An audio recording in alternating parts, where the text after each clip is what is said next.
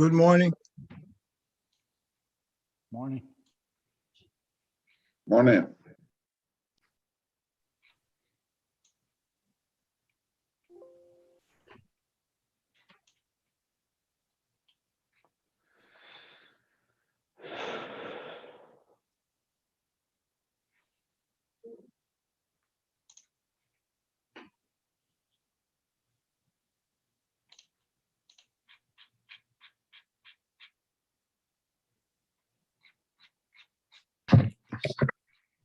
Good morning. Good morning.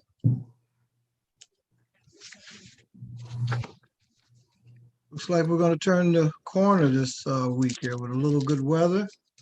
Oh. Hear the birds singing. Uh,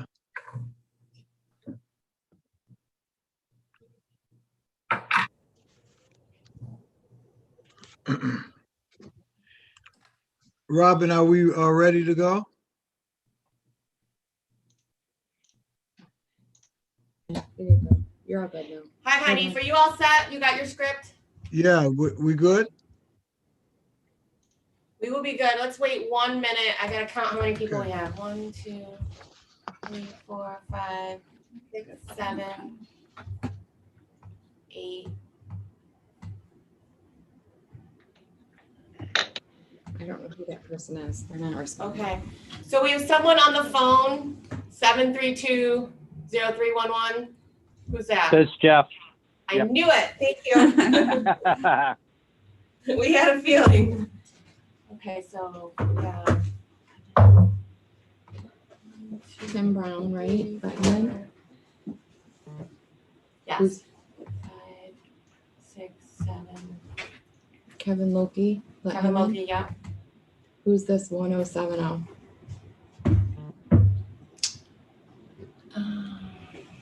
It was 1 minute. Let her in, yeah.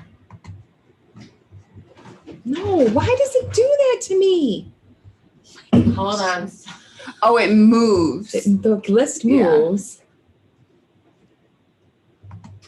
We're just trying to figure out more phone number.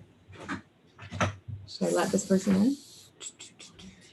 Yes, because the 4 BOCES people are already there, so it's got to be a board member. I'll have to ask. I just got to write down everybody's names. Why does this mouse not working? Lynn, Chris, You guys need to sit closer.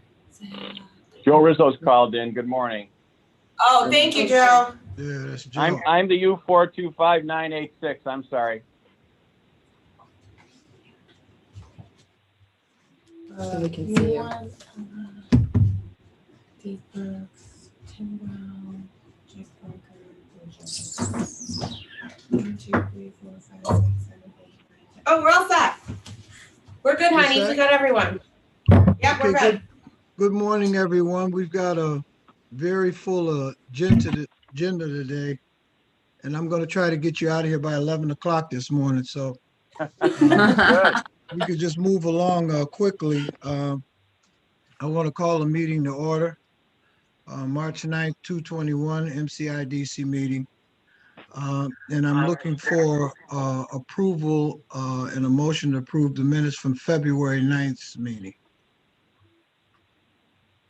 I'll make a motion. Peter. Second, Joe Rizzo. All in favor? Aye. Hi. We want to move to the local laboring report. Kevin Loki, are you here, Kevin?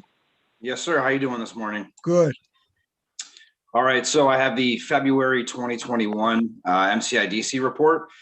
Covers our visits between February 1st, 2021 and February 28th.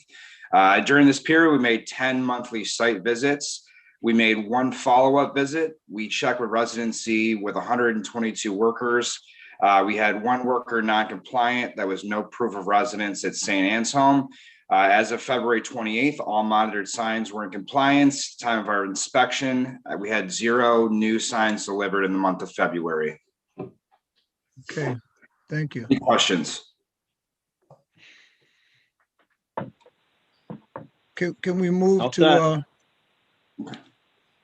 Yeah, All right, have a nice day. Thank you. okay. We got local labor exemption report from Brian LaFonte. Are you here, Brian? Yeah, there he is. You're on mute. Yes, good morning. Good morning. So I have two local labor exemptions that I processed in February, and both of them are at the Highland Hospital project. I think it's the Patient Tower project. The first one is related to the installation of some specialty pipes and fittings. The manufacturer of the specialty pipes and fittings is Brugg Pipe Systems. Their warranty on these on the specialty system requires that they use their certified installers to install these to install the pipes and fittings for the warranty to remain in effect. So we gave them an exemption for Brugg Pipe Systems to do that installation. Mhm.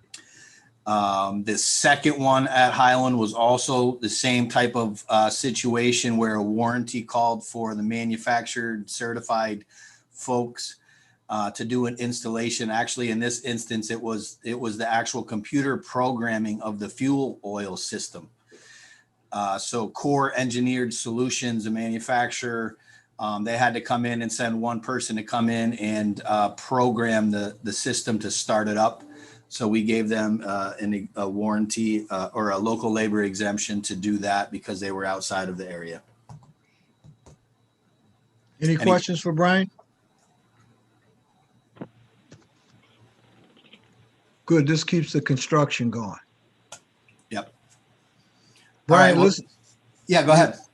you're off the hook, okay? All right. Thank you. All right. Have a great day, everyone. All right now, thank you. We want to move to the same program. And they're coming. Robin, you all right? We're just letting the both these people on the call. Okay. Yeah, let him in. Good morning. Good morning. Good morning. So we have four folks with us this morning representing BOCES 1 and 2, Jill Slavny, Michael Ehret, Leonard Hall, and Robert Hill. Morning. Good morning, Yes, we're all everyone. here. So just a little background. Our corporation every year has budgeted money for this program, same. And it's to the tune of $40,000. So we're going to get an update from BOCES today on the program. And then afterwards, we're going to we're going to approve another $40,000 this year. We're going to bring it before the board for approval. So who would like to start? Jill? Yes, good morning. Thank you. I'm going to take lead. We thought it was too complicated to have all four of us try to speak in such a short amount of time. Hopefully you were able to look at the PowerPoint we sent in advance. If not, it's there just for your reference later if there's more detail that you're looking for. We really wanted to respect your time this morning and be succinct. So I'm going to start by talking just briefly about the history. So if those of you who aren't familiar with it, it did start in the summer of 2012. It was originally hosted at WMOCO here out in Spencerport at Monroe 2 BOCES. In the summer of 2017, we were able to add a second cohort over with our colleagues on the east side at EMCC at Monroe 1. So since 2017, we've ran two cohorts, one on the east side and one on the west side. We ran them in alignment with each other during the same 3-week period. It's open to all 9th and 10th graders. So having it on both sides of the county, it was available to any student in east side districts or west side districts. Every student who participates and completes the program successfully earns 3 college credits from MCC that's funded through this program. So it does not cost the students or families anything to participate in this 3-week program, nor to earn those 3 college credits. Every week we do company tours. So every Friday at the end of the week, they tour typically 2 companies each Friday, culminating on the last Friday with a couple tours and then a tour of MCC's Applied Tech Center. And then from there, we go to a certificate ceremony. We actually outgrew the Applied Tech Center once we started running 2 cohorts. So we go to the main campus for that ceremony. And that at that time, parents, extended family, they get to come and celebrate the success of the students. This has been so successful because of the collaboration. The collaboration includes Monroe County through this corporation funding it, through the two BOCES who host it and provide the teachers and the curriculum, MCC's support of the dual enrollment credit and that curriculum piece, also helping us with a recognition ceremony at the end. Bye-bye. And FAME has helped us, the Finger Lakes Advanced Manufacturers Enterprise, they've helped us by providing company tours and in getting some business and industry engagement in this program. Unfortunately, SAME did not run last summer, in the summer of 2020, due to COVID. We were not allowed to have students in our buildings at that time. So now I want to just quickly transition to how we want to help the program evolve this year. So our intent this year is to run a same 9-10, similar to what we've been running since 2012, and add a same 11-12. We've talked a couple of times over the years about having a SAME 2.0 or an extension of SAME. But one of the concerns was there weren't going to be enough students for us to draw from who've already participated in SAME, but wanted something to extend beyond that, because those students already have some opportunities. After they complete SAME, they can enroll in one of our 2-year programs. They can participate in the Finger Lakes Youth Apprenticeship. They can attend classes at MCC. So we were kind of concerned that there'd be too small of a pool for us to draw back in for a second summer to go beyond what they learned in the first SAME. So this new concept is we would continue to host 9th and 10th graders here at Monroe 2 BOCES at Womoco.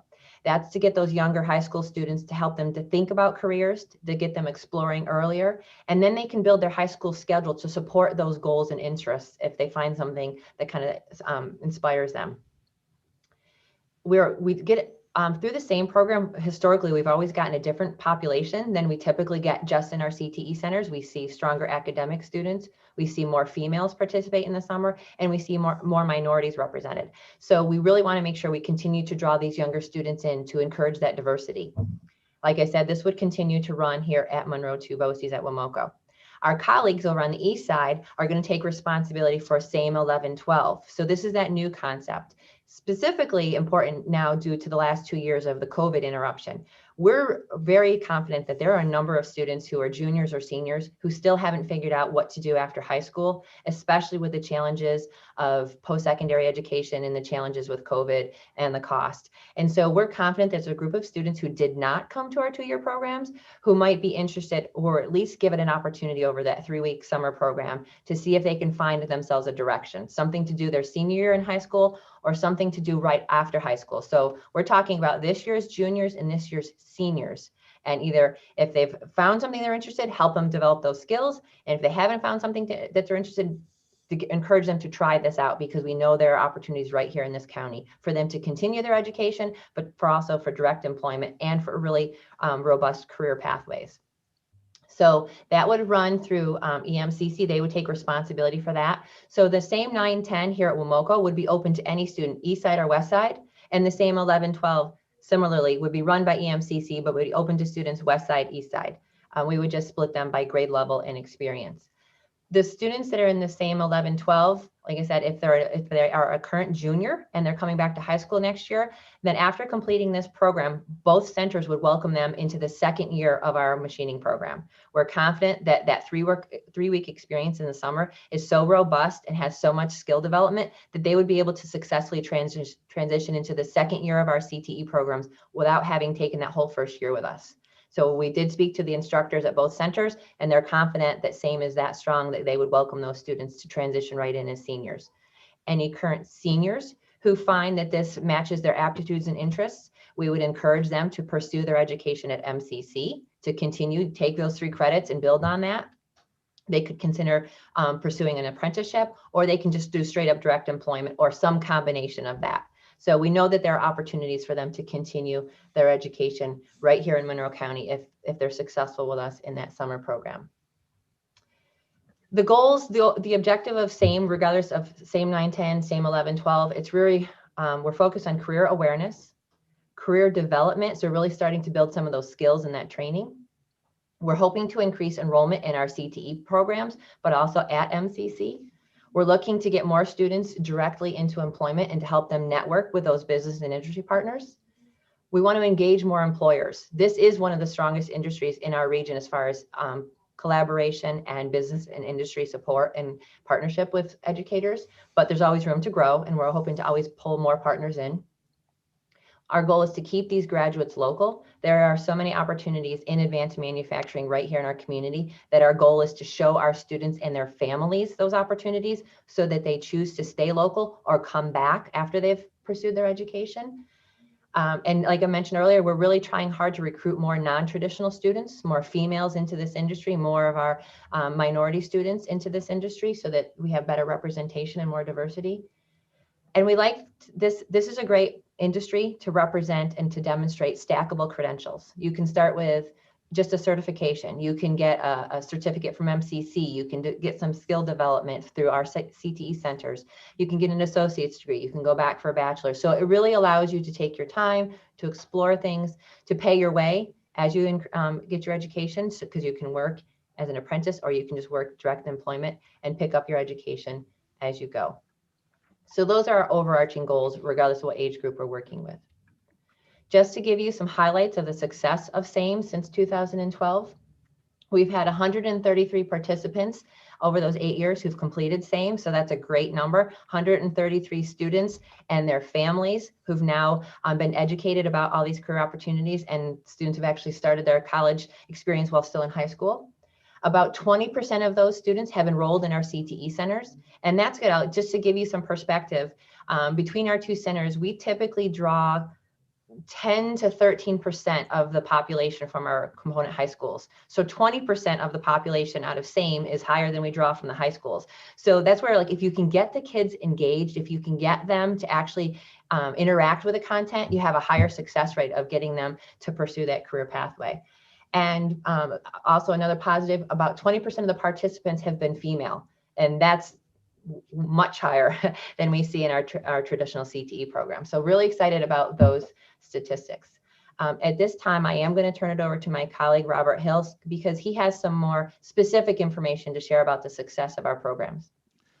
Good morning, and thank you for giving me the opportunity for 60 seconds, and I am on the clock as the assistant principal in charge of supervising our SAME program for the 8 years. I want to just highlight the fact that through 8 years, once we've had a student enrolled and show up day one, we've never had a student that's been dropped for attendance reasons or for behavior reasons. That says a lot about the value of our students in terms of how they value the program.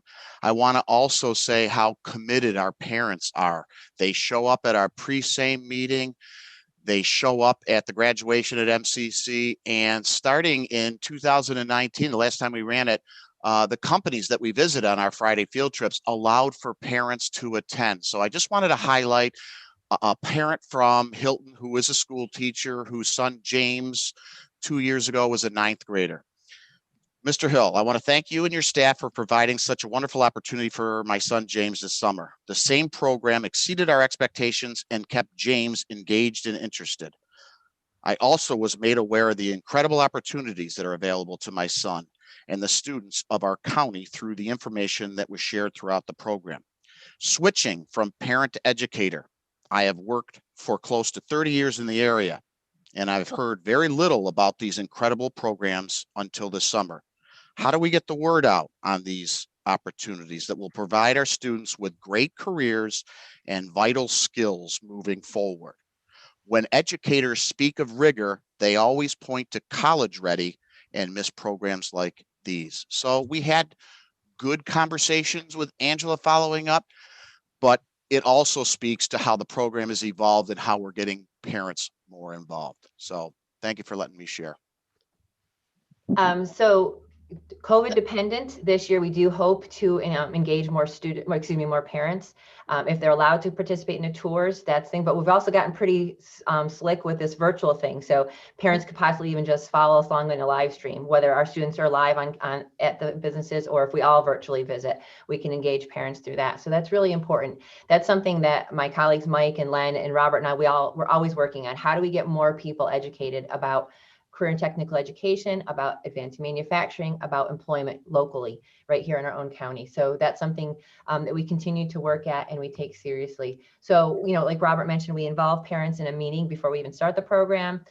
New in just the last year, we allowed parents to participate in that tour. So we're going to continue to create efforts and opportunities like that. And we've always had tremendous participation at the certificate ceremony. So just in brainstorming with Robert this morning, I think we're committed to making sure we have more business and industry partners at that recognition ceremony, because that allows the parents to network and for them to hear firsthand where the opportunities are. So just things that we can continue to do to improve our program. So just real quick, I don't know if Mike or Len, if there's anything I missed that you want to touch on before we open up to questions. No, I think you did a fantastic job. Yes, I agree. All right, team effort. We put this together. I'm just the spokesperson. Any questions from anyone on the corporation? Any questions? My name's Lynn Ryan. Hi, Jill. You did a fantastic job. I love the program because I think there is a huge need out in the community. I have a lot of manufacturing customers, and the number one complaint is not getting the work, but getting the help. And so this is so important. This program is so vitally important. So kudos to all of you. I'm curious though, you mentioned something about engaging more employers. Are they open to you guys? Because again, I've got a bunch of manufacturing customers that need people, and I'm just wondering how that whole circle is going for you guys, if I can make any inroads with some of my customers. I was just curious how you approach these companies. So I'll start, but then I know Mike and Len in particular. Len's the father of FAME. He's really the founding father, so I'll let him jump in. But quite honestly, in this particular industry, we have really great support, but there's always opportunity to find new companies, right? So for particular students, sometimes the student needs a really small company that's more nurturing. Sometimes they're real go-getters and they want a bigger corporation where they can see a pathway for more growth because there's management positions. So we'll never turn down a business and industry partner who wants to engage with us because, right, kids all need different things. We do have great partnerships. The four of us all participate in the Finger Lakes Youth Apprenticeship, and a number of business and industry partners participate in that as well. But definitely, Lynn, if you have business partners who have not engaged with either of the two BOCES, absolutely send them in our direction. I'll follow up with an email to you, or I'm sure our emails can be shared here. Len or Mike, anything else you want to add to that?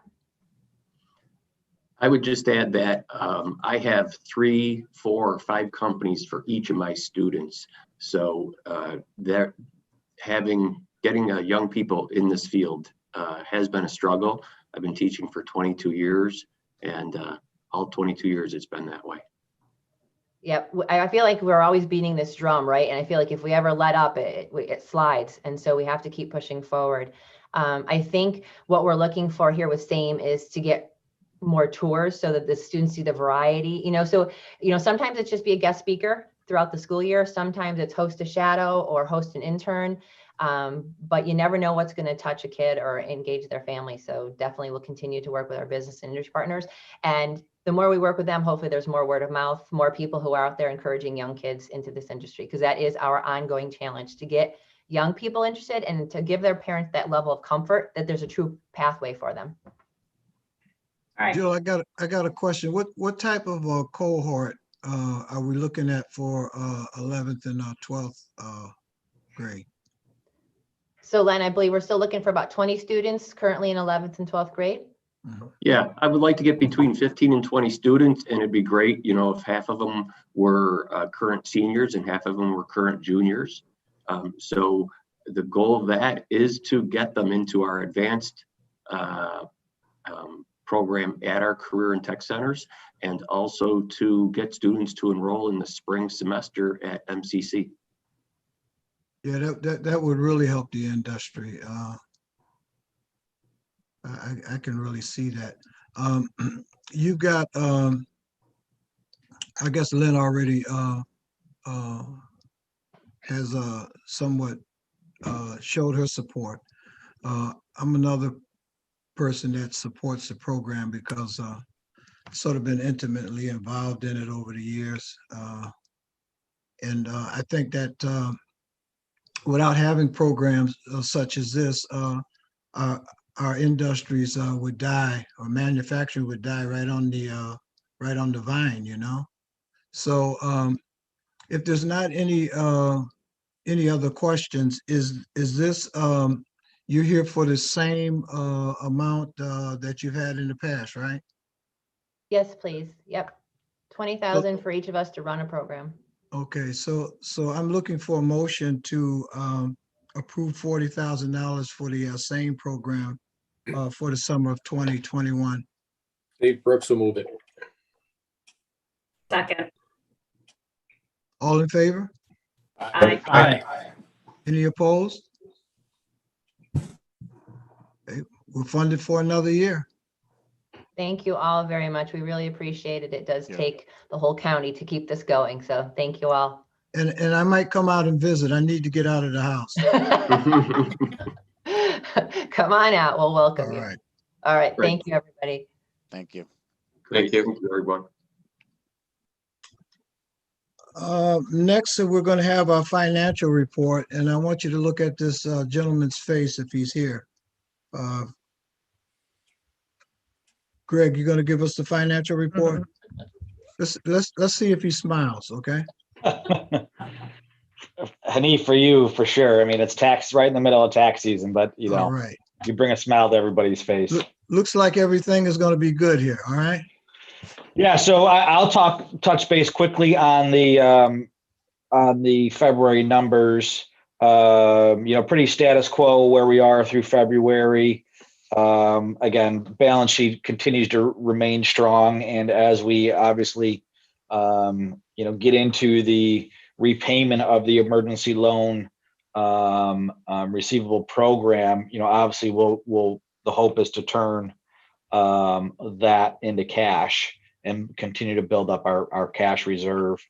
And again, those payments, I believe, start in July. We had another 6-month deferral, if some of you don't know. So all in all, balance sheet remains strong. Revenue consistent, to budget and prior year. The expenses get a little bit lumpy, just timing. Certain programs we budget for don't start, and it's hard to predict certain things, but overall, a good start in terms of where we are through our first 2 months of the year. And then in terms of the audit, I believe, Lynn, you're going to go through. She'll talk about the audit. We've mainly finished. We're waiting on a couple last minute forms, K1 forms for the investments and then limited partnerships, but I'll let Lynn take away what the result of the 2020 audit was. Yeah, so the audit committee, we met on March 2nd of this year. Ton Zuber, and I can't pronounce John's last name. Greg, can you pronounce John's last name? Rinkowitz. Okay, thank you, sir. From Minglemetzger. They presented the draft 2020 financial audit, issued a unqualified opinion. The audit, as Greg said, will be finalized once ones are received. And we, the audit committee, we are recommending that the board accept the audit as presented.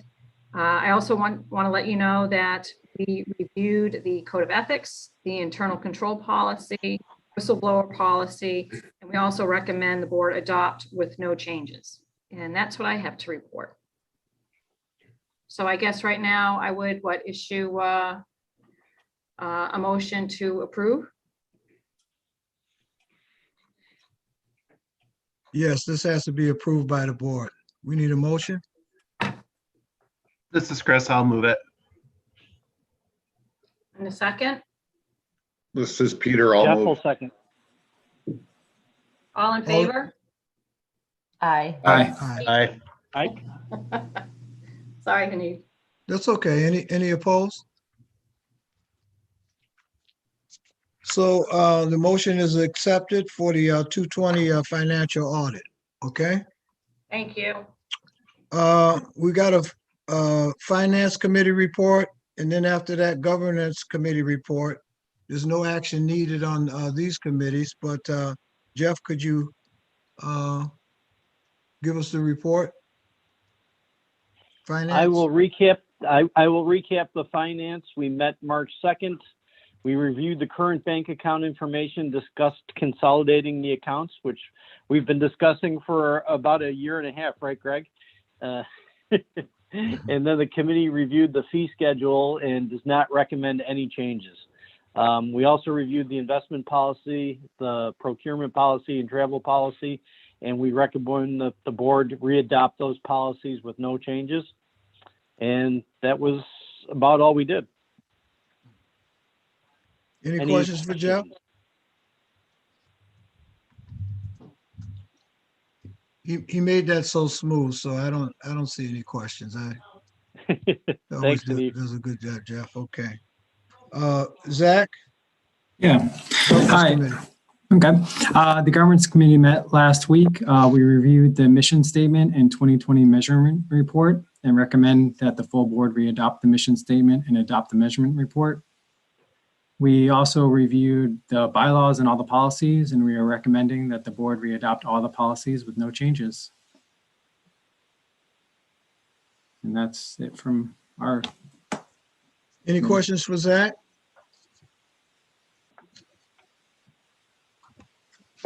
Okay, so we're gonna, we've got a couple of readoptions that we have to do in terms of policies and procedures, the bylaws, mission statement.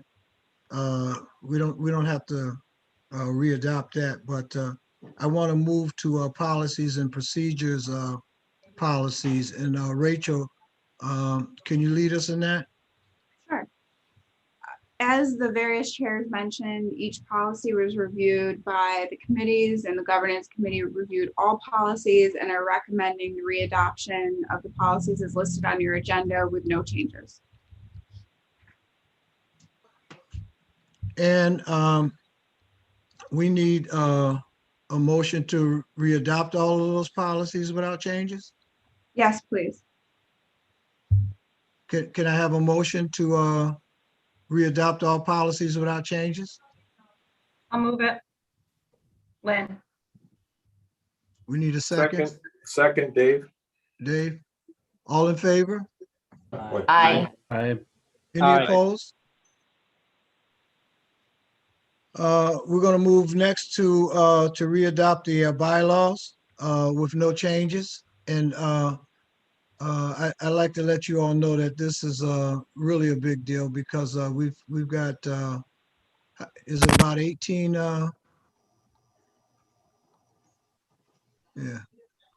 We didn't have to change anything in the bylaws this year. So that's always a big thing for us. To always have to go over that, but we need a motion to readopt the bylaws with no changes. I'll move it. Lynn. Second. All in favor? Aye. Aye. Any opposed? Well, it looks like we're going to be here till 11 o'clock here. We'll have to wake up here, guys. But I was saying about the bylaws, I mean, there's no, you know, we can get through those this year, which is real good. So the mission statement and performance measures report.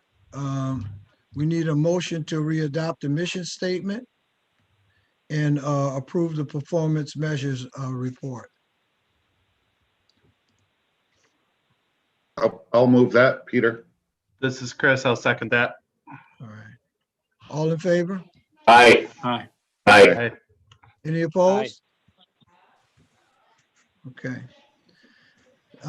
Moving along, readoption of the committee charters, audit, finance, and governance. All three committees at once. Motion to readopt the committee charters with no changes. I'll move that. Second, Joe Rizzo. All in favor? Aye. Aye. Aye. Okay, all right. Well, it looks like we're going to get out of here before 11 o'clock today. Thank you. So we want to move to board evaluation summaries. Robin has distributed this via email. I don't know how many have come back yet, but Robin, you can talk to us about that. Yeah, we're gonna actually just kind of put this on hold right now because we're still waiting for everyone to send their forms back in, and then this is your reminder to send your forms back in. We do it with the 2 envelopes so that when you send back your board evaluation summary, it's kept confidential.